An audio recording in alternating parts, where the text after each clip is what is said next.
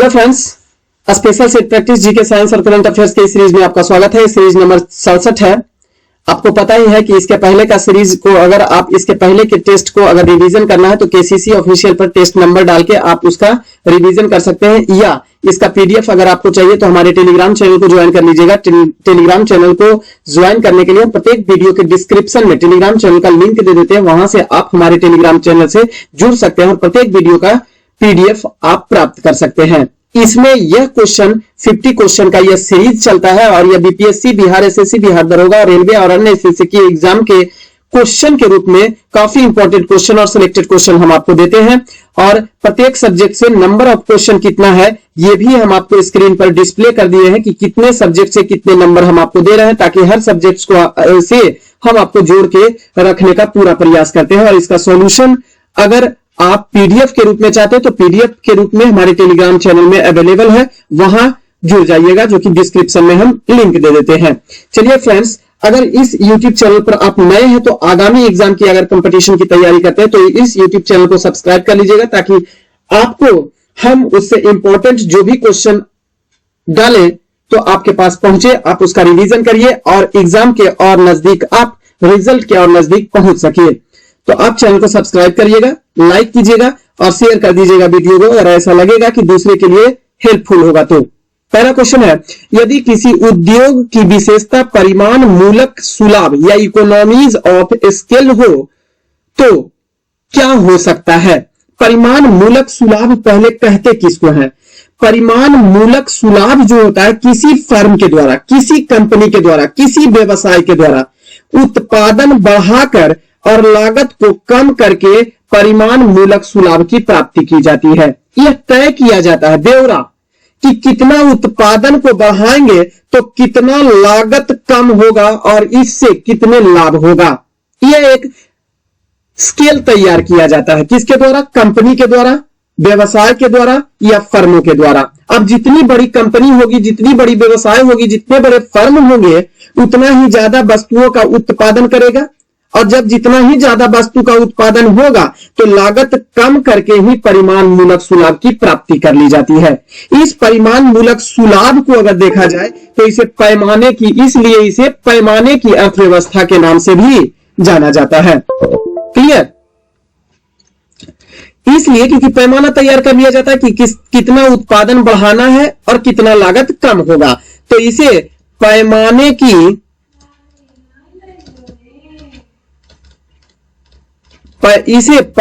की अर्थव्यवस्था के नाम से जाना जाता है। ध्यान रखेंगे, इस पैमाने की अर्थव्यवस्था को लागत लाभ के रूप में परिभाषित किया जाता है। लागत लाभ के रूप में परिभाषित किया जाता है। ध्यान रखेंगे, अगर अर्थशास्त्री मार्शल के अनुसार चलते हैं तो पैमाने की अर्थव्यवस्था को दो भागों में बांटा जाता है, इंटरनल इकोनॉमिक के रूप में और दूसरा एक्सटर्नल इकोनॉमी के रूप में। क्लियर? तो सही आंसर आपका क्या हो जाएगा? बाजार में प्रवेश की रोक व्यापक नहीं होती है, यह गलत हो जाएगा परिमाण मूलक सुलभ के रूप में। हाँ, उत्पादन की दीर्घावधि यूनिट लागत कम हो जाती है। इसमें कम कैसे हो जाती है? क्योंकि फर्म द्वारा उत्पादित मात्रा, वस्तु की उत्पादित मात्रा क्या हो जाती है? वृद्धि हो जाती है, बढ़ा दिया जाता है, जिसके परिणाम स्वरूप परिमाण मूलक सुलभ की प्राप्ति हो जाती है। नेक्स्ट क्वेश्चन है, वितरण का सिद्धांत निम्नलिखित में से किससे संबंधित है? कारक के अदायगियों से संबंधित है वितरण का सिद्धांत या थ्योरी ऑफ डिस्ट्रीब्यूटिव। अब कारक की अदायगी किसे कहा जाता है, थोड़ा सा इसको डिफाइन करेंगे तो उत्पादित वस्तु और सेवाओं का कुल मूल्य समान हो जाए उसे ही कारक अदायगी कहा जाता है। तो ध्यान देंगे, उत्पादित वस्तु प्लस सेवाओं का कुल मूल्य, सेवाओं का टोटल वैल्यू ऑफ सर्विस, सेवाओं का कुल मूल्य अगर समान हो जाए, कुल मूल्य समान होने की स्थिति। क्लियर? उत्पादित वस्तु प्लस सेवाओं का कुल मूल्य अगर दोनों समान हो जाए तो इसे ही कारक अदायगी कहा जाता है, और इसके तहत वितरण किया जाए तो इसके कारक अदायगी वितरण कहा जाता है। नेक्स्ट क्वेश्चन है, निम्नलिखित में से किस अधिनियम या नीति के तहत BIFR की स्थापना की गई थी? तो BIFR का मतलब होता है, फुल फॉर्म की अगर बात करेंगे तो बोर्ड फॉर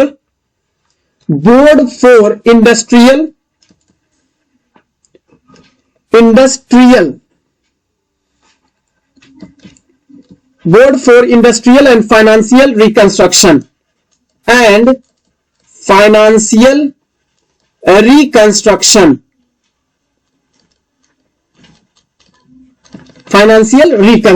अब ध्यान देंगे थोड़ा सा कि इसकी स्थापना कब की गई थी, वो थोड़ा सा ध्यान देंगे। तो इसकी स्थापना जो है वो बीमार औद्योगिक कंपनी अधिनियम, जिसे रुग्ण औद्योगिक कंपनी अधिनियम, यहां पे रुग्ण भी आपको दे देगा, रुग्ण का मतलब बीमार, तो बीमार या रुग्ण औद्योगिक कंपनी अधिनियम 1985 ईस्वी में यह अधिनियम आया था, बीमार या रुग्ण औद्योगिक कंपनी अधिनियम। और इस अधिनियम के तहत जनवरी 1987 ईस्वी में ही BIFR की स्थापना किया गया था। तो ध्यान रखेंगे, इसकी स्थापना 1987 ईस्वी में किया गया था। किसके तहत? बीमार या रुग्ण औद्योगिक कंपनी अधिनियम के तहत 1985 ईस्वी में यह अधिनियम आया और 2 साल के बाद 1987 ईस्वी में BIFR की स्थापना की गई। इसका पूरा रूप अगर हिंदी में देखेंगे तो औद्योगिक एवं पुनर्निर्माण बोर्ड जिसे कहा जाता है, इसका गठन किया गया था।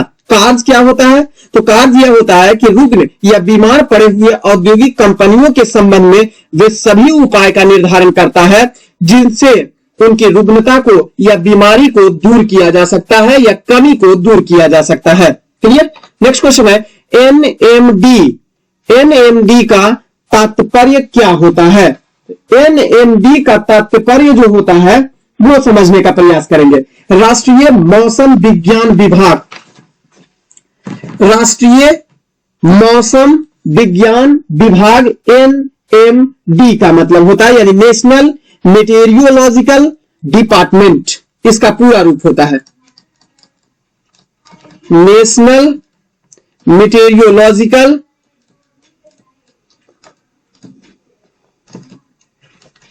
डिपार्टमेंट इसका पूरा रूप होता है। अब समझेंगे, इसकी स्थापना सन 1844 ईस्वी में पुणे में किया गया था। 1844 ईस्वी में पूना में इसकी स्थापना किया गया था, लेकिन बाद में 1875 ईस्वी में इसका नाम बदल दिया गया। सन 1875 ईस्वी में इसका नाम बदलकर क्या कर दिया गया? ध्यान रखेंगे, मौसम सर्वेक्षण अनुसंधान कर दिया गया। मौसम सर्वेक्षण अनुसंधान, इसका नाम बदलकर 1875 ईस्वी में कर दिया गया। इससे संबंधित अभी वर्तमान ईस्वी में अगर वर्तमान स्थिति में देखेंगे, NMD के महानिदेशक कौन है? तो मृत्युंजय महापात्रा जो है वह वर्तमान में NMD या मौसम सर्वेक्षण अनुसंधान के महानिदेशक हैं। ये भी लिख लेंगे, महानिदेशक अभी MD जो है, इसके MD जो है वो मृत्युंजय महापात्रा वर्तमान में इस मौसम सर्वेक्षण अनुसंधान के महानिदेशक है। ध्यान देंगे, भारत का मौसम, अब क्वेश्चन एक कई तरीके से पूछेगा, क्वेश्चन और भी पूछेगा। भारत मौसम विज्ञान जो पृथ्वी विज्ञान मंत्रालय की एक स्वतंत्र संस्था है, इस भारत मौसम विज्ञान की स्थापना कब हुई थी? तो ध्यान देंगे 1875 ईस्वी में हुई थी और इसका मुख्यालय न्यू दिल्ली में है। अगर क्वेश्चन आपसे भारत मौसम विज्ञान के बारे में पूछता है तब, लेकिन क्वेश्चन पूछता है विश्व मौसम विज्ञान संगठन जो है वह कहां स्थित है? तो यह स्विट्जरलैंड में स्थित है, जेनेवा में स्थित है। क्लियर? लेकिन NMD कहां स्थित है? पुणे में। नेक्स्ट क्वेश्चन है, निम्नलिखित में सबसे बाद वाला भारत रत्न पुरस्कार विजेता कौन है जिसने 15 अगस्त 1947 को लाल किले में आयोजित ऐतिहासिक समारोह में प्रदर्शन किया था? तो सबसे पहले यह देखेंगे कि सबसे बाद वाला भारत रत्न विजेता, तो MS सुब्बा लक्ष्मी जो है इनको भारत रत्न मिला था 1998 ईस्वी में। एमएस सुब्बालक्ष्मी को भारत रत्न दिया गया था। दूसरा है ऑप्शन नंबर 2 में उस्ताद बिस्मिल्लाह खां को सन 2001 ईस्वी में भारत रत्न पुरस्कार दिया गया। पंडित रविशंकर को 1999 ईस्वी में भारत रत्न दिया गया था, जबकि लता मंगेशकर को उस्ताद बिस्मिल्लाह खां के साथ 2001 ईस्वी में भारत रत्न दिया गया था। तो सबसे बाद वाला तो 2 नाम आ गया, एक उस्ताद बिस्मिल्लाह खां और दूसरा लता मंगेशकर। ये दोनों तो आपका बिल्कुल ही गलत हो जाएगा, नहीं आएगा, क्योंकि 1999 ईस्वी में यहां ऑप्शन में ही कह रहा है क्वेश्चन में कि बाद वाला होना चाहिए। तो इन दोनों के बाद में तो है उस्ताद बिस्मिल्लाह खां और लता मंगेशकर। लेकिन यह भी क्वेश्चन है कि 15 अगस्त 1947 को लाल किले में आयोजित ऐतिहासिक समारोह में प्रदर्शन किया था, वो है उस्ताद बिस्मिल्लाह खां ने प्रदर्शन किया था और इन्हें 2001 में भारत रत्न लता मंगेशकर जी के साथ प्रदान किया गया था। क्लियर। नेक्स्ट क्वेश्चन है बारक क्या है? अब ये बारक नहीं, इसको समझे बराक। बराक क्या है? बराक जो है वो पोत आधारित एक प्रक्षेपात्र प्रणाली है। पोत आधारित एक प्रक्षेपात्र प्रणाली है। यह बराक जो है वह सतह से हवा में मार करने वाली प्रक्षेपात्र मिसाइल है। हवा में मार करने वाली मिसाइल है। अब ध्यान देखेंगे, यह एंटी डिफेंस सिस्टम के अंतर्गत इसका प्रयोग जो है वह पोतों में किया जाता है। इजराइल और भारत के संयुक्त प्रक्षेपात्र प्रणाली है। इजराइल प्लस भारत की संयुक्त प्रक्षेपात्र प्रणाली है, जिसे बराक नाम दिया गया है और इसे ध्यान रखेंगे एंटी मिसाइल डिफेंस सिस्टम के रूप में इस्तेमाल किया जाता है। एंटी मिसाइल डिफेंस सिस्टम के तहत इसका इस्तेमाल किया जाता है, ध्यान रखेंगे। और सतह से हवा में मार करता है। नेक्स्ट क्वेश्चन है, निर्धारित आयु वाले नागरिकों के लिए निम्नलिखित वर्गों में से किस वर्ग के नागरिकों को मतदाता के रूप में पंजीकृत किया जा सकता है? मतदाता के रूप में पंजीकृत किया जा सकता है, इस बात को ध्यान देंगे। तो सबसे पहली बात, मतदान करने की औसत आयु जो होती है, मतदान करने की आयु जो होती है उसको ध्यान रखेंगे कि अगर कोई व्यक्ति 18 वर्ष का हो गया तो वयस्क माना जाएगा और उसे मतदान करने का अधिकार प्राप्त होगा। मतदान करने का अधिकार जो है वो हमारे संविधान के अनुच्छेद 326 326वें अनुच्छेद में मतदान करने का अनुच्छेद निर्धारित किया गया है। मतदान करने का शक्ति प्रदान किया गया है प्रत्येक भारतीय नागरिक को। अब ध्यान देंगे, इस संबंध में सामाजिक, आर्थिक, धार्मिक और कोई भी वर्ग का हो, जातीय या शैक्षिक किसी भी प्रकार का प्रतिबंध नहीं किया गया है। ऐसा नहीं कि आप सामाजिक कोई दूसरे समाज के हैं या आर्थिक व्यवस्था आपका कैसा है, आर्थिक स्थिति कैसा है, धार्मिक रूप से आप किस धर्म को मानते हैं, किस वर्ग के आप आते हैं या किस जाति के आते हैं, तो इस आधार पर भेदभाव मतदान में नहीं किया जाएगा आपके साथ। लेकिन हां, इस अनुच्छेद के अपवाद स्वरूप भी वे व्यक्ति को शामिल किया जाता है जो अनिवासी हो, जैसे भारत का जो नागरिक नहीं हो, इसके अंतर्गत इसको दूर रखा गया है, इस अनुच्छेद के अपवाद में है। वैसे तो किसी भी प्रकार का भेदभाव नहीं है, लेकिन अगर आप भारत के नागरिक नहीं हैं, अनिवासी नागरिक हैं, तो आपको मतदान करने का अधिकार नहीं दिया जाएगा। दूसरी बात, विकृत चित्त है, मतलब मानसिक रूप से आप अस्वस्थ हैं, तो इसको भी मतदान करने का अधिकार नहीं दिया जाएगा। किसी अपराध या भ्रष्ट में दोष सिद्धि अगर यदि जो आपको ठहरा दिया गया है तो भी आप मतदान नहीं कर सकते हैं। क्लियर। लेकिन हां, आप एक चीज को ध्यान रखिएगा कि अगर आप दिवालिया हैं, मतलब गरीब हो गए हैं, आर्थिक स्थिति आपका खराब हो गया है, तो आपको मतदान करने से कोई रोक नहीं सकता है। आप अनुच्छेद 326 के अंतर्गत शामिल हो सकते हैं या होंगे। तो ऑप्शन नंबर ए आपका सही है कि पंजीकृत किया गया है मतदाता के रूप में दिवालिया को, जो दिवालिया हो जाएगा व्यक्ति। नेक्स्ट क्वेश्चन है, निम्नलिखित में से कौन सी संस्थाएं हैं जिनके निर्वाचनों के लिए निर्वाचन आयोग द्वारा तैयार की गई सामान्य निर्वाचन सूची का प्रयोग नहीं किया जा सकता है? अब निर्वाचन आयोग के द्वारा तैयार की गई सामान्य निर्वाचन सूची में कौन नहीं शामिल होगा?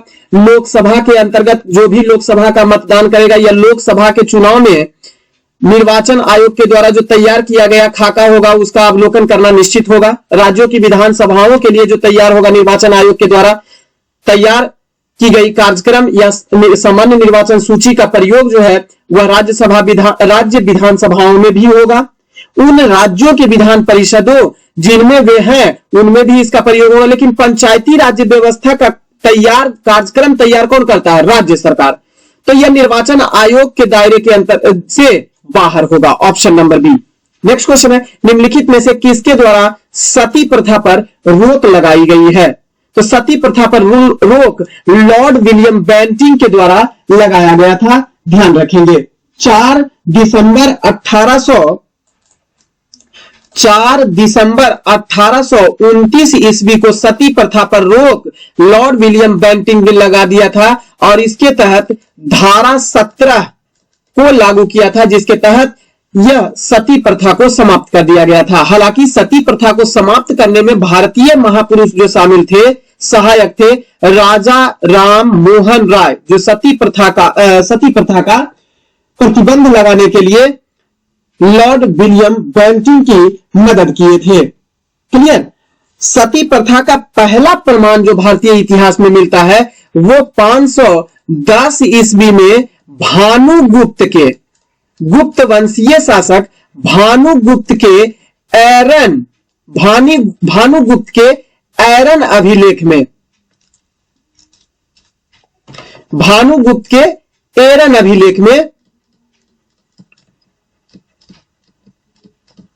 अभिलेख में पहली बार सती होने का प्रमाण भारतीय इतिहास में मिलता है 510 ईस्वी में। क्लियर? और इसे समाप्त लॉर्ड विलियम बेंटिंग ने राजा राम मोहन राय के प्रयास से 4 दिसंबर 1829 ईस्वी में धारा 17 लगा के समाप्त कर दिया था। क्लियर है? नेक्स्ट क्वेश्चन, पानीपत की तीसरी लड़ाई में मराठों को निम्नलिखित में से किसके द्वारा पराजित किया गया था? अब ध्यान देंगे, पानीपत की तीसरी लड़ाई जो हुई थी वह अफगान एवं मराठों के बीच 1761 ईस्वी को लड़ी गई थी। 1761 ईस्वी को पानीपत की तीसरी लड़ाई अफगान और मराठा शासक के बीच लड़ी गई थी, जिसमें से ध्यान दीजिएगा अफगानों के सेनापति जो थे वो अहमद शाह अब्दाली थे। अफगान के सेनापति अहमद शाह अब्दाली, जबकि मराठी सेना का नेतृत्व जो किया था वो भी अगर ध्यान रखते हैं तो विश्वास राव, जो बाजीराव के नाबालिग पुत्र थे, विश्वास राव रखे थे। लेकिन वास्तविक नेतृत्वकर्ता जो था वो सदाशिव राव थे।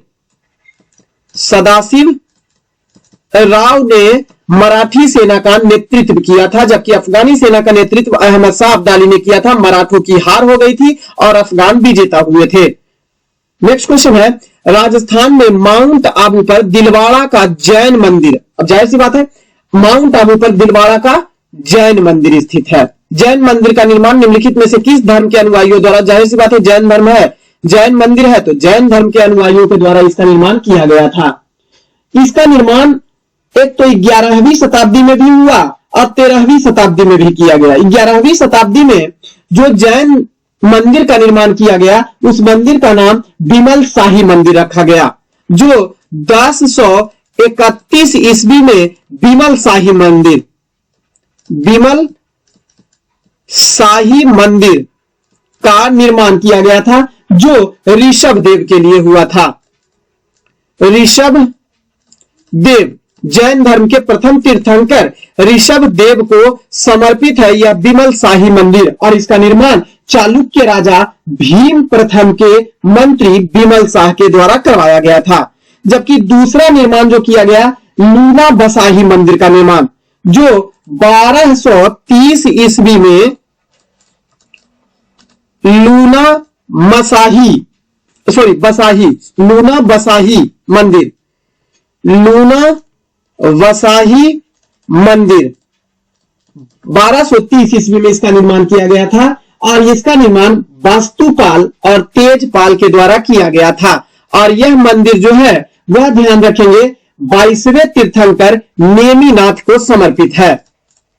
नेमिनाथ को समर्पित है, 22वें तीर्थंकर है, जबकि ऋषभदेव प्रथम तीर्थंकर है। क्लियर। नेक्स्ट क्वेश्चन, बहमनी साम्राज्य की स्थापना निम्नलिखित में से किसके द्वारा की गई थी?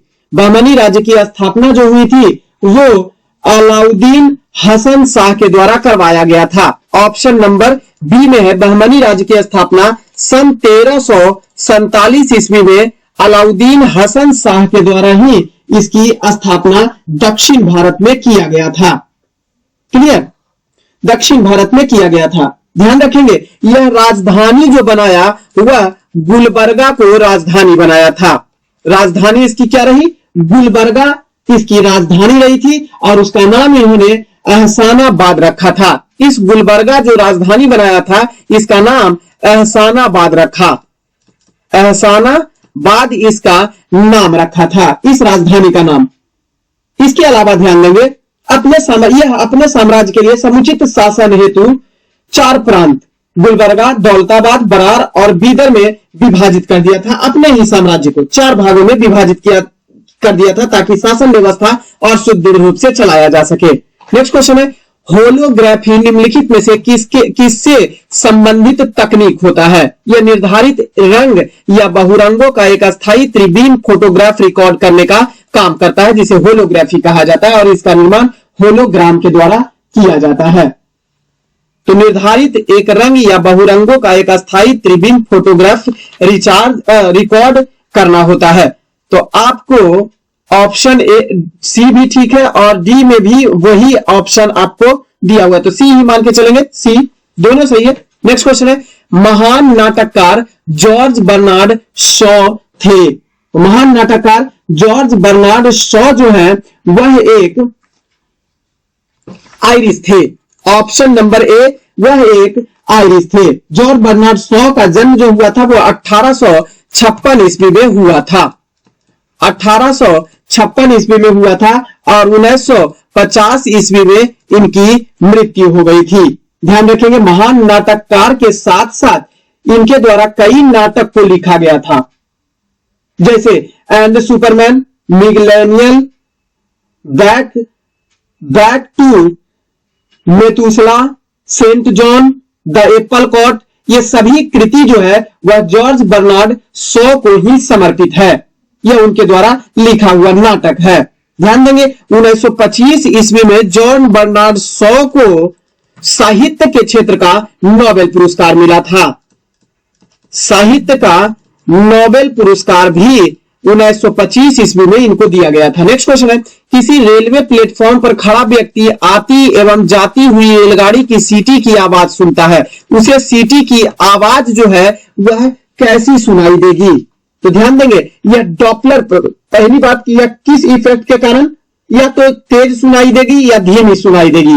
अब ध्यान दीजिएगा तेज या धीमी जो सुनाई देगी वह रेलगाड़ी के आने पर उच्च पिच की आवाज सुनाई देगी। उच्च पिच का कहने का मतलब होता है कि जब पिच या तारत्व अधिक होगा तो उसकी आवृत्ति भी अधिक होगी और वह ध्वनि जो होगी वह तीखी सुनाई देगी या सुरीली सुनाई देगी। तो जब आ रही है आपके पास रेलगाड़ी अगर आ रही है तो वह तीखी सुनाई देगी क्योंकि उसका पिच अधिक रहता है। पिच का मतलब तारत्व अधिक रहता है और जब तारत्व अधिक होगा तो आवृत्ति भी अधिक होगा, जिसके कारण से ध्वनि जो है वो पतली सुनाई देगी।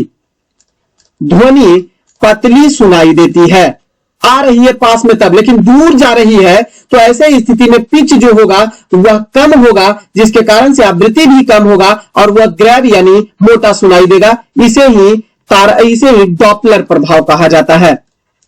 डॉपलर प्रभाव कहा जाता है। क्लियर। नेक्स्ट क्वेश्चन है, निम्नलिखित में से वह पदार्थ कौन सा है जिसका तरल स्थिति से ठोस स्थिति तक पहुंचने का विस्तार नहीं होता है? वह होता है मुद्रण धातु, जिसे क्वाइन मेटल कहा जाता है।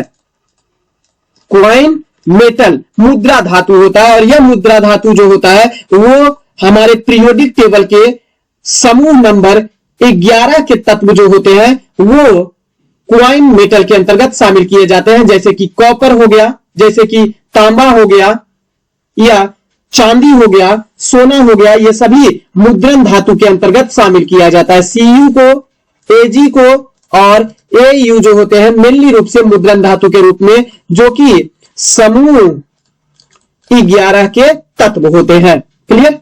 नेक्स्ट क्वेश्चन है, निम्नलिखित में से सबसे अधिक वायु वेग किसका होता है? अब सभी प्रकार का चक्रवात दे दिया है।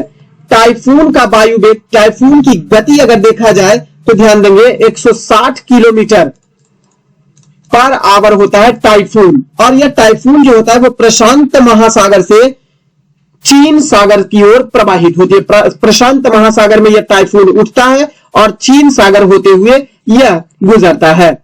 जबकि प्रभंजन जो होता है, ध्यान रखेंगे, प्रभंजन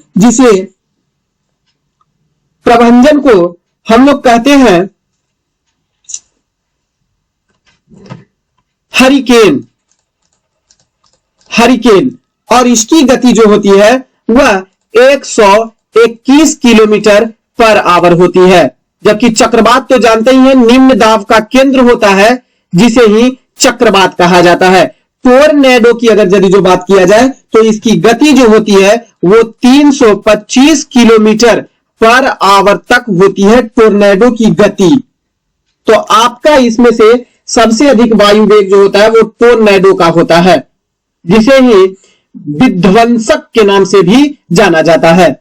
नेक्स्ट क्वेश्चन है, अधिकांश विध्वंसकारी भूकंपों का कारण सामान्यतः क्या होता है? तो सामान्यतः जब पृथ्वी का प्लेट जो होता है, पृथ्वी का अंदर का स्तर जो होता है जब सिकुड़ता है, संगठन होता है, तो ऐसे स्थिति में विध्वंसकारी भूकंप कारण बनते हैं। ऑप्शन नंबर सी सही होगा। नेक्स्ट क्वेश्चन है, बांदीपुर राष्ट्रीय उद्यान किस राज्य में स्थित है? कर्नाटक में स्थित है, और यह बांदीपुर राष्ट्रीय उद्यान मेनली रूप से हाथी के लिए प्रसिद्ध है। हालांकि इसमें हाथी, तेंदुआ, चीतल ये सभी पाए जाते हैं बांदीपुर राष्ट्रीय उद्यान में। नेक्स्ट क्वेश्चन है, पश्चिम से पूर्व की ओर हिमालय का विस्तार कहां से कहां तक है?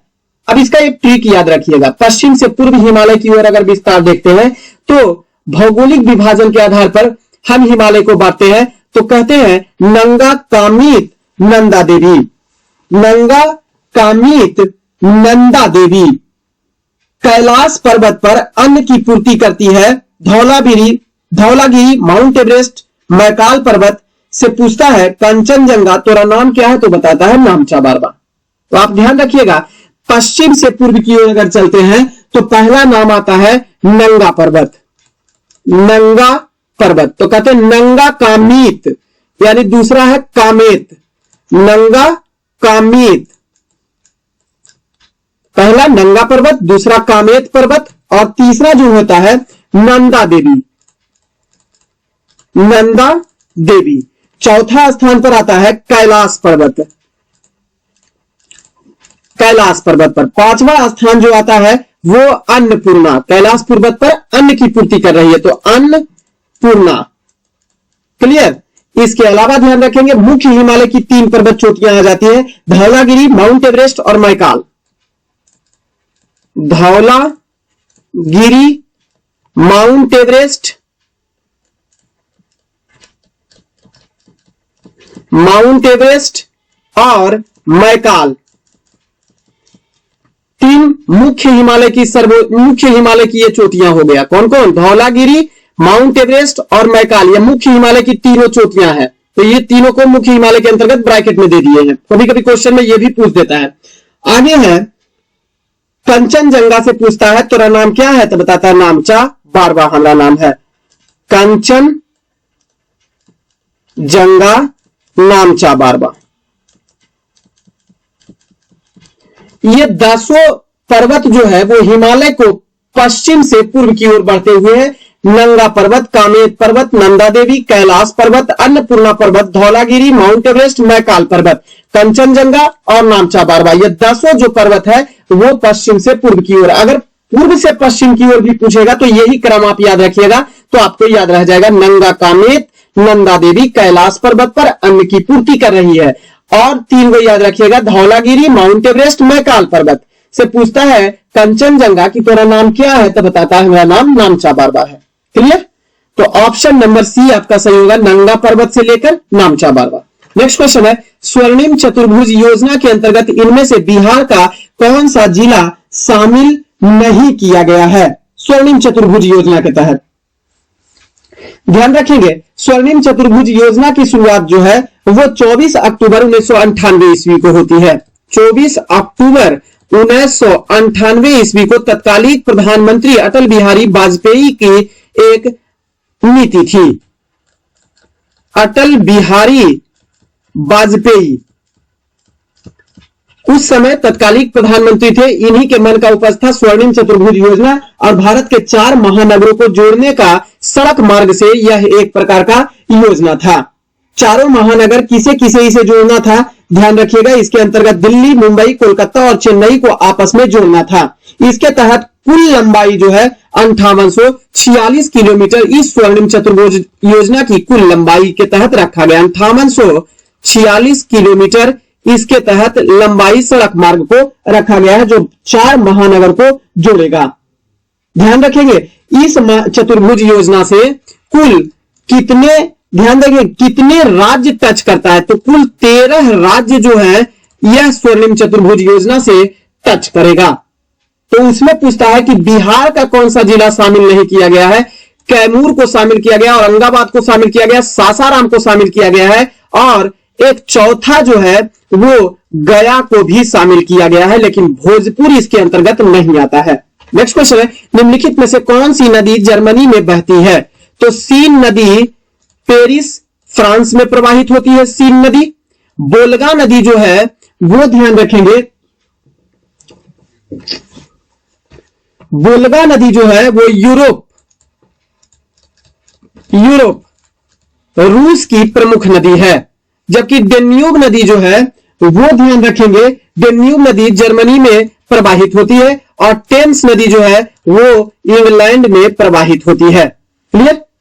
नेक्स्ट क्वेश्चन है, ओमोर्गस खानदेश किस कीट की नई प्रजाति है? ओमोर्गस खानदेश किस कीट की नई प्रजाति है? तो सबसे पहली बात तो यह समझेंगे कि मेढक कोई कीट नहीं है, पक्षी कोई कीट नहीं है, मछली कोई कीट नहीं है, तो आपको बीटल ही एक ऑप्शन आता है। बीटल जो है वह कीट है। ओमोर्गस खानदेश एक नई प्रजाति की खोज, बीटल की खोज हुई है। अब यह ध्यान देंगे, यह खोज जो है वह कहां किया गया है? तो न्यूजीलैंड के स्थित जनरल जुटॉक्सा में यह प्रभावित हुआ है। जुटॉक्सा में एक लेख आया है, जुटॉक्सा एक पेपर है जिसमें एक लेख आया है कि बीटल की एक नई प्रजाति भारत के पश्चिमी घाटी में पाई गई है। तो यहां पे लिखेंगे भारत की पश्चिमी घाटी में। क्वेश्चन आपको यहां से भी आएगा। नेक्स्ट क्वेश्चन है, फरवरी 2023 में किस देश ने भारत के फ्रोजन सी फूड के आयात पर अपनी अस्थायी प्रतिबंध हटा दिया है? तो अस्थायी प्रतिबंध जो लगाया गया था वह ध्यान देंगे, अस्थायी प्रतिबंध नवंबर 2022 में फ्रोजन सी फूड पर लगा दिया गया था।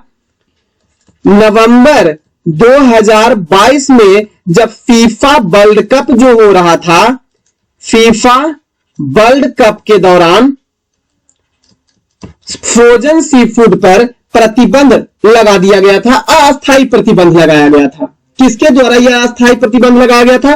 तो कतर के द्वारा अस्थायी प्रतिबंध लगा दिया गया था, क्योंकि इसमें विब्रियो कॉलरा का पता चला था, जिसके कारण से यह प्रतिबंधित किया गया था। विब्रियो कॉलरा का पता लगा था, जिसके कारण से फ्रोजन सी फूड पर अस्थायी प्रतिबंध लगा दिया गया था। अब इस प्रतिबंध को हटा लिया गया है। क्लियर? नेक्स्ट क्वेश्चन है, सीता कुंड महोत्सव का संबंध बिहार के किस जिला से संबंधित है? ध्यान दीजिएगा, सीता कुंड महोत्सव जो है वो पूर्वी चंपारण में आयोजित किया जाता है। औरंगाबाद से संबंधित, औरंगाबाद जिला से संबंधित जो महोत्सव है गजना महोत्सव, गजना महोत्सव। यह गजना महोत्सव जो है वो औरंगाबाद के नवीनगर में आयोजित किया जाता है, जबकि मधुबनी के वाचस्पति महोत्सव जो है वो मधुबनी में आयोजित किया जाता है। और ध्यान रखेंगे यहां पर जो दिया हुआ है वो मुंगेर, ऑप्शन नंबर डी में मुंगेर है, और मुंगेर से संबंधित महोत्सव अंग महोत्सव है, अंग महोत्सव है। क्लियर। नेक्स्ट क्वेश्चन है, आपका सही आंसर जो होगा वो ऑप्शन नंबर सी होगा। नेक्स्ट क्वेश्चन है, बिहार में सामान्य औसत वर्षा दिवस प्रति वर्ष होता है, यानी प्रति वर्ष वर्षा दिवस जो होता है प्रतिदिन कितना होता है, यानी प्रति वर्ष कितना दिन बारिश होता है एक वर्ष में लगातार। तो ध्यान रखेंगे ऑप्शन नंबर सी 52.5 दिन प्रति वर्ष बारिश होता है बिहार में। अब ध्यान रखेंगे कि औसत वर्षा बिहार का जो है ये भी आंकड़ा ध्यान रखेंगे, औसत वर्षा बिहार में जो होती है वो ध्यान रखेंगे तो 1205 मिलीमीटर औसत वर्षा बिहार में होती है। इसमें से सर्वाधिक वर्षा जो होती है, सर्वाधिक वर्षा वाला जिला बिहार का है किशनगंज है, और सबसे कम वर्षा जो होती है वो ध्यान देंगे सबसे कम वर्षा अरवल जिला में होती है। क्लियर। नेक्स्ट क्वेश्चन, 20 वोल्ट के स्रोत में संयोजित एक विद्युत उपकरण से 5 सेकंड में 15 कूलम्ब आवेश प्रवाहित हो रहा है, तो इसकी शक्ति ज्ञात करना है। ध्यान दीजिएगा यहां वोल्ट आपको दिया हुआ है, V बराबर मान दिया हुआ है 20 वोल्ट, T बराबर आपको दिया हुआ है 5 सेकंड का समय दिया हुआ है, जबकि Q यानी आवेश बराबर 15 कूलम्ब आपको दिया हुआ है। आपको निकालना क्या है, शक्ति, पावर आपको निकालना है, और पावर का फॉर्मूला क्या होता है V इंटू आई, यही फॉर्मूला होता है, जिसमें से I बराबर क्या होता है, I बराबर होता है Q बट्टा T। तो निकाल लेंगे P बराबर, V का मान 20 वोल्ट दिया हुआ है, I बराबर होता है Q बटा T, Q का मान 15 कूलम्ब दिया हुआ है, और T बराबर हुआ है 5 सेकेंड। तो 5 तिया 15 और 20 तिया 60 वाट शक्ति का उत्पादन होगा। आंसर होगा option number A. Next question है, सामान्य लवण को आयोजित करने के लिए निम्नलिखित में से किसका प्रयोग किया जाता है, किसका प्रयोग किया जाता है। ऑप्शन है potassium iodide, iodine, potassium iodate या सोडियम आयोडाइड। पोटेशियम आयोडाइड का प्रयोग जो है वो सामान्य लवण को आयोडाइज्ड करने के लिए किया जाता है। नेक्स्ट क्वेश्चन है, शुष्क सेल में एनोड में क्या होता है, तो शुष्क सेल में एनोड में ग्रेफाइट की छड़ का प्रयोग किया जाता है। ध्यान रखेंगे शुष्क सेल जो होता है वो एक प्राइमरी सेल का एग्जाम्पल होता है, प्राथमिक सेल जिसे कहा जाता है। यह प्राथमिक सेल एक बार यूज किए और उसके बाद इसे फेंक दीजिए, ये होता है प्राइमरी सेल। लेकिन सेकेंडरी सेल जो होता है, द्वितीयक सेल उसे कहा जाता है, जिसका यूज बार बार आप चार्ज करके माध्यम से कर सकते हैं, चार्ज करके फिर से यूज आप कर सकते हैं। तो एनोड के रूप में, शुष्क सेल में एनोड के रूप में ग्रेफाइट के छड़ का इस्तेमाल किया जाता है। एनोड जो होता है वो पॉजिटिव चार्ज रखता है, जबकि कैथोड जो होता है वो निगेटिव चार्ज रखता है। नेक्स्ट क्वेश्चन है, फाइटो हार्मोन्स क्या होते हैं, तो फाइटो हार्मोन्स जो होते हैं वो प्रकाश संश्लेषण, पौधे में प्रकाश संश्लेषण के लिए इस्तेमाल किया जाने वाला एक प्रकार का पदार्थ होता है, जिसे फाइटो हार्मोन्स के नाम से भी जाना जाता है। पौधे में पाए जाने वाले सभी हार्मोन को थीमैन नामक विद्वान ने फाइटो हार्मोन्स की संज्ञा दी थी। पौधे में पाए जाने वाले वैसे हार्मोन जो प्रकाश संश्लेषी संबंधित जैविक क्रियाओं, पौधे के जैविक क्रियाओं से यहीं पर लिख दे, पौधे के जैविक क्रिया में शामिल हार्मोन्स को फाइटो हार्मोन्स की संज्ञा किसके द्वारा दिया गया था, थीमैन नामक विद्वान ने इसको 1948 ईस्वी में फाइटो हार्मोन्स की संज्ञा दिया था। तो यह प्रकाश संश्लेषण के लिए इस्तेमाल किया जाने वाला एक पदार्थ होता है जो जैविक क्रिया में भाग लेता है। नेक्स्ट क्वेश्चन है, भारी मशीनों में स्नेहक के रूप में निम्नलिखित में से किस चीज का प्रयोग किया जाता है? ग्रेफाइट का प्रयोग स्नेहक के रूप में किया जाता है, लुब्रिकेंट के रूप में किया जाता है। नेक्स्ट क्वेश्चन है, किसी कर की उत्फुल्लता है, उत्फुल्लता का क्या परिभाषा होता है? किसी भी कर की उत्फुल्लता का परिभाषा क्या हम परिभाषित कैसे कर सकते हैं? ऑप्शन में आपका दिया हुआ है, कर राजस्व में प्रतिशत वृद्धि, कर आधार में बट्टा कर आधार में प्रतिशतता की वृद्धि नहीं, कर राजस्व में वृद्धि बट्टा कर राशि में प्रतिशतता वृद्धि नहीं, कर राजस्व में वृद्धि बटा कर आधार में वृद्धि, इसे ही उत्फुल्लता की परिभाषा कर के लिए किया जाता है। नेक्स्ट क्वेश्चन है, पूंजी की सीमांत उत्पादिता होती है। पूंजी की सीमांत उत्पादिता जो होती है वो नए निवेश पर प्रतिफल की प्रत्याशित दर को कहा जाता है पूंजी की सीमांत उत्पादिता। नेक्स्ट क्वेश्चन है, यदि मांग की आय लोच एक से अधिक, यदि मांग की आय लोच एक से अधिक है तो पण्य यानी वस्तु क्या होगी? तो उसे ही विलासिता की वस्तु कहा जाता है। विलासिता की वस्तु जैसे फ्रिज, एसी, टीवी, कूलर, ये सभी विलासिता की वस्तु है, यूजेबल वस्तु नहीं है। तो विलासिता की वस्तु की मांग की आय अगर लोच होगी तो वह एक से अधिक होती है। मांग की आय लोच एक से अधिक होती है। क्लियर? विलासिता वस्तु के मांग की आय लोच जो होती है वो एक से अधिक होती है। क्लियर? जबकि ध्यान रखेंगे आवश्यक वस्तु जो होगा उसका मांग का आय लोच जो होगा वो एक से कम होता है, और एक जो होता है वो घटिया वस्तु का माल होता है। नेक्स्ट क्वेश्चन है, खाने का नमक बरसात के मौसम में गीला हो जाता है, ऐसा क्यों होता है?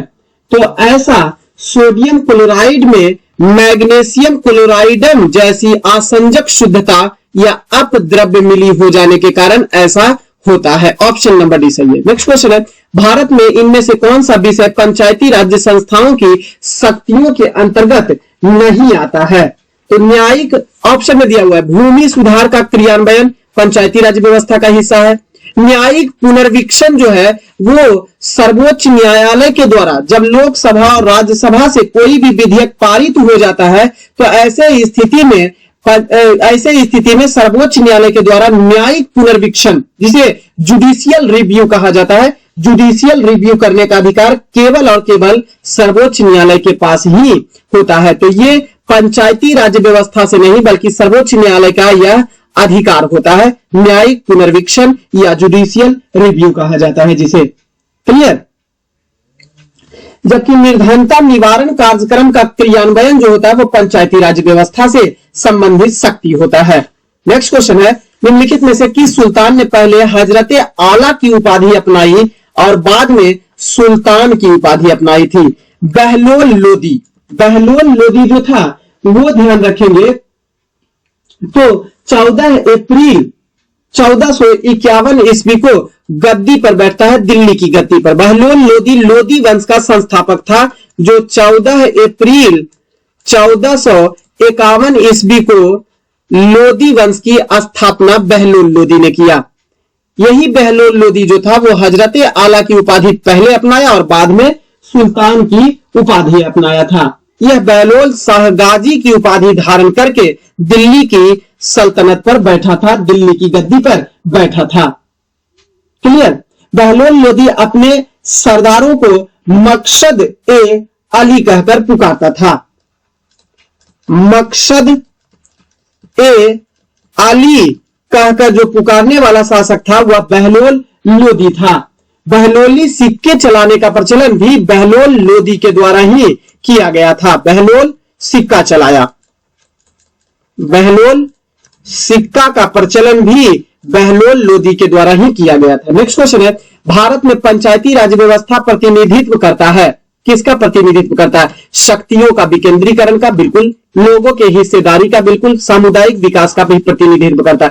पंचायती राज्य व्यवस्था के अगर बारे में पढ़ते हैं तो पंचायती राज्य व्यवस्था को ध्यान दीजिएगा तो अनुच्छेद 243 से के क से लेकर न तक कुल 16 अनुच्छेद में पंचायती राज व्यवस्था की चर्चा हमारे संविधान के अनुच्छेद 243 के क से लेकर न तक जो अनुच्छेद है, कुल 16 अनुच्छेद जो है वो पंचायती राज व्यवस्था से संबंधित अनुच्छेद के अंतर्गत शामिल किया जाता है। ध्यान रखेंगे, यह पंचायती राज व्यवस्था अगर भारतीय संविधान के भाग की बात करेगा तो भाग 9 में इसकी चर्चा किया गया है, और अगर अनुसूची की चर्चा करेगा तो अनुसूची 11 में इसकी चर्चा किया गया है। सन 1986 ईस्वी में एल.एम. सिंघवी समिति का गठन हुआ था, जिसके आधार पर 73वां संवैधानिक संशोधन 1993 ईस्वी में हुआ और इस पंचायती राज व्यवस्था को संवैधानिक दर्जा दे दिया गया। तो 1986 ईस्वी में एल.एम. सिंघवी समिति के सिफारिश पर 73वां संवैधानिक संशोधन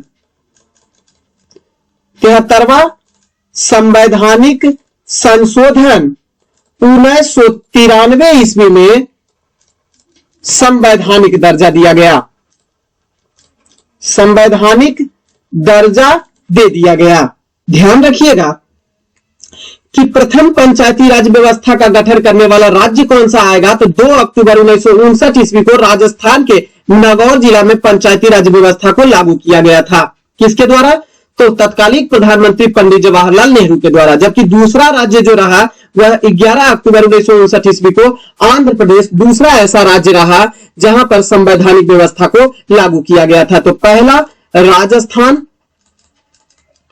राजस्थान के नागौर जिला में कब, 2 अक्टूबर 1959 ईस्वी को, और दूसरा राज्य कहां हुआ, आंध्र प्रदेश 11 अक्टूबर 1959 ईस्वी को आंध्र प्रदेश में दूसरा राज्य हुआ जहां पंचायती राज व्यवस्था को लागू किया गया। क्लियर। नेक्स्ट क्वेश्चन है, निम्नलिखित में से कौन सा प्रथम कर्नाटक युद्ध का तत्कालिक कारण था। तो प्रथम कर्नाटक युद्ध जो था उसका तत्कालिक कारण जो हुआ, प्रथम कर्नाटक युद्ध का तत्कालिक कारण क्या था। ऑप्शन में पढ़ेंगे, अंग्रेज और फ्रांसीसियों के बीच प्रतिद्वंदता, दूसरा ऑस्ट्रिया की राजगद्दी का जंग, कर्नाटक की राजगद्दी का मसला, या अंग्रेजों द्वारा फ्रांसीसी जहाजों का अधिग्रहण करना। तो ऑस्ट्रिया की राजगद्दी के उत्तराधिकारी को लेकर यह युद्ध हुआ था। ऑप्शन नंबर बी सही होगा, कर्नाटक का युद्ध हुआ। ऑस्ट्रिया के राजगद्दी का उत्तराधिकारी युद्ध को लेके, या इसको समझेंगे कि कर्नाटक का प्रथम युद्ध जो हुआ वो ऑस्ट्रिया के उत्तराधिकारी को लेकर, राजगद्दी के को लेकर या उत्तराधिकारी को लेकर यह युद्ध लड़ा गया था। कब लड़ा गया था यह भी ध्यान रखेंगे। तो यह 1746 ईस्वी में कर्नाटक का पहला युद्ध लड़ा गया था। बाद में अब किसके किसके बीच हुआ था यह भी ध्यान रखेंगे। तो अंग्रेज और फ्रांसीसियों के बीच यह युद्ध हुआ था।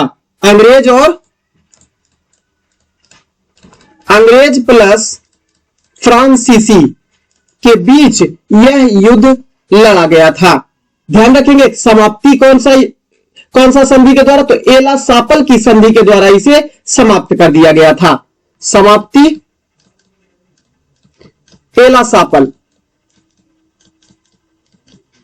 सापल संधि के द्वारा इस कर्नाटक युद्ध को समाप्त कर दिया गया था, जिसके तहत फ्रांसीसियों ने अंग्रेजों को मद्रास सौंप दिया था। क्लियर। नेक्स्ट क्वेश्चन है, निम्नलिखित में से किसने भारत पर सबसे पहले चढ़ाई की थी। सबसे पहले चढ़ाई किया था डेरियस फर्स्ट ने। सबसे पहले चढ़ाई डेरियस फर्स्ट के द्वारा किया गया था चढ़ाई। क्लियर। ऑप्शन नंबर सी में दिया हुआ। यह डेरियस फर्स्ट जो है वह ईरान के हखमनी वंश का शासक था। ईरान के हखमनी वंश का शासक था, जिसने भारत पर आक्रमण 550 बीसी में ही किया था। क्लियर। नेक्स्ट क्वेश्चन है, निम्नलिखित में से सबसे पहला खलीफा इसमें से कौन है? तो अबू बाकर। अबू बाकर जो है वो पैगंबर मोहम्मद के ससुर थे। इनको मोहम्मद साहब के बाद पहला खलीफा के रूप में घोषित किया गया था। नेक्स्ट क्वेश्चन है, सेंट फ्रांसिस जेवियर के पार्थिव अवशेष निम्नलिखित में से किस स्थान पर रखे गए हैं? तो वो सेंट्रल कैथेड्रल बेल्हा गोवा में इनके पार्थिव शरीर को रखा गया है। ध्यान रखेंगे, यह सेंट फ्रांसिस जेवियर जो थे वह स्पेन के निवासी थे, जिनका जन्म जो हुआ था वो 1506 ईस्वी में और मृत्यु 1552 ईस्वी को हुई थी। नेक्स्ट क्वेश्चन है, औरंगजेब की मृत्यु निम्नलिखित में से किस स्थान पर हुई थी? तो औरंगजेब की मृत्यु जो है वो अहमदनगर गुजरात में, अहमदनगर में हो गई थी इनकी मृत्यु। इनका जन्म, औरंगजेब का जन्म 3 नवंबर 1618 ईस्वी में हुआ था। जन्म 3 नवंबर 1618 ईस्वी में इनका जन्म हुआ और इनका मृत्यु जो है वो 3 मार्च 1707 ईस्वी में इनकी मृत्यु हुई थी। नेक्स्ट क्वेश्चन है, निम्नलिखित में से किस देश के विधानमंडल का अपर सदन यानी ऊपरी सदन निम्न सदन से अधिक शक्तिशाली है? अमेरिका का अपर सदन जो है यानी राज्यसभा जो है वो लोकसभा से अधिक शक्तिशाली है। इस मामले में भारत इसका उल्टा है। लोकसभा ही अधिक शक्तिशाली है क्योंकि लोकसभा के बहुमत दल के नेता ही प्रधानमंत्री बनते हैं और मंत्री परिषद भी बनाया जाता है। तो इस कारण से भारत में लोकसभा जो है वो अधिक शक्तिशाली है राज्यसभा की तुलना में। केवल राज्यसभा भारत में एक ही जगह शक्तिशाली है, अनुच्छेद 249 में, अखिल भारतीय सेवा के गठन के मामले में। नेक्स्ट क्वेश्चन है, निम्नलिखित में से किस उद्देश्य से साइमन कमीशन का गठन किया गया था? पहली बात, साइमन कमीशन का गठन जो किया गया था वो 8 नवंबर 1927 ईस्वी को किया गया था। गठन जो हुआ था 8 नवंबर 1927 ईस्वी में इसका गठन हुआ था। और ध्यान देंगे यह 7 सदस्यीय कमीशन था। 7 सदस्यीय कमीशन था। ध्यान रखिए, इसे भारतीय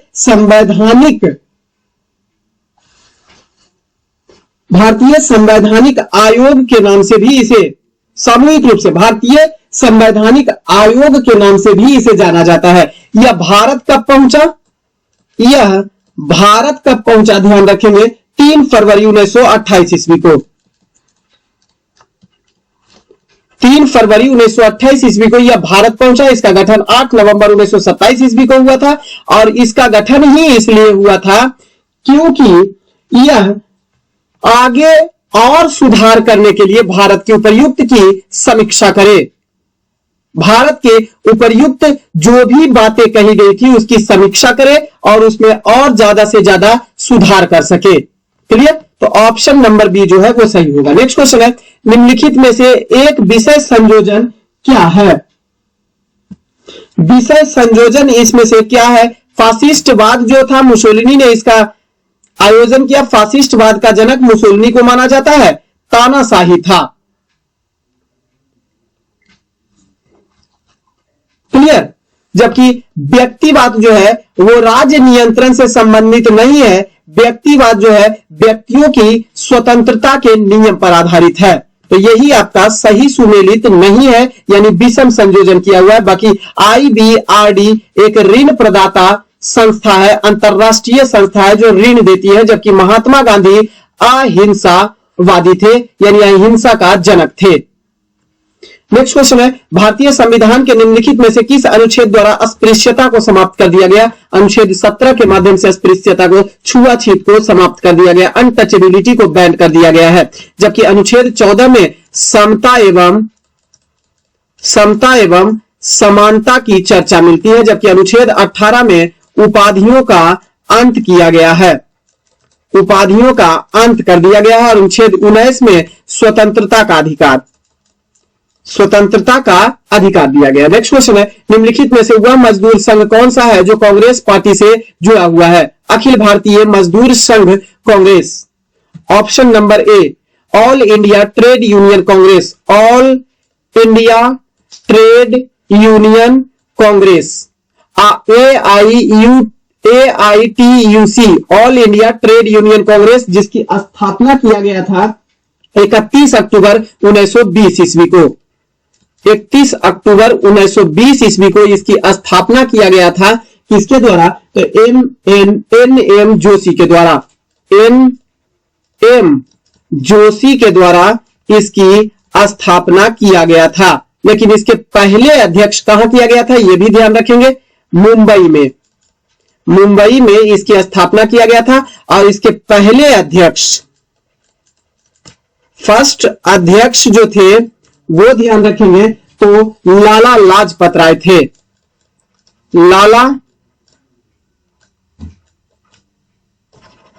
लाला लाजपत राय इसके पहले अध्यक्ष थे। मुंबई में इसकी अध्यक्षता की गई थी। नेक्स्ट क्वेश्चन है, निम्नलिखित में से वह यह तय करता है कि कोई विशेष विधेयक धन विधेयक है या नहीं है। यह लोकसभा अध्यक्ष या स्पीकर यह तय करता है। और इसकी चर्चा कि कोई विधेयक धन विधेयक है या नहीं है, यानी धन विधेयक को परिभाषित करने वाला अनुच्छेद जो है भारतीय संविधान का अनुच्छेद 110 है, जो धन विधेयक को परिभाषित करती है। नेक्स्ट क्वेश्चन है, अलबरूनी भारत किसके साथ आया था? महमूद गजनी के साथ भारत आया था। अलबरूनी, उतबी और फारूकी जैसा इतिहासकार। अलबरूनी जो था उन्होंने किताब उल हिंद नामक पुस्तक की भी रचना किया था, यानी यात्रा वृत्तांत किताब उल हिंद के नाम से जाना जाता है। तो फ्रेंड्स, ये 50 क्वेश्चन का सीरीज रहा। 67 नंबर कैसा लगा आप जरूर कमेंट बॉक्स में बताइएगा। शेष की चर्चा अगले से प्रैक्टिस में करेंगे। तब तक के लिए बहुत बहुत धन्यवाद।